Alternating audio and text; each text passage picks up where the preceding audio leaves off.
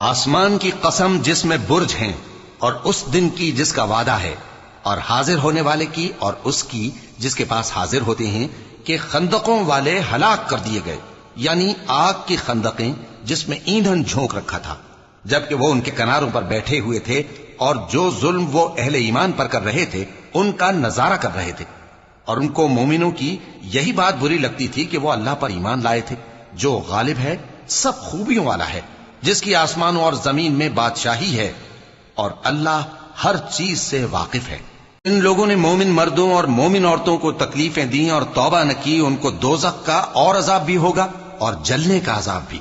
اور جو لوگ ایمان لائے اور نیک کام کرتے رہے ان کے لیے باغات ہیں جن کے نیچے نہریں بہ رہی ہیں، یہی بڑی کامیابی ہے۔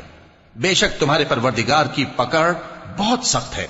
وہی پہلی دفعہ پیدا کرتا ہے اور وہی دوبارہ زندہ کرے گا، اور وہ بخشنے والا ہے، بہت محبت کرنے والا ہے، عرش کا مالک، بڑی شان والا، جو چاہتا ہے سو کر ڈالتا ہے۔ بھلا تم کو لشکروں کا حال معلوم ہوا ہے، یعنی فرعون اور سمود کا؟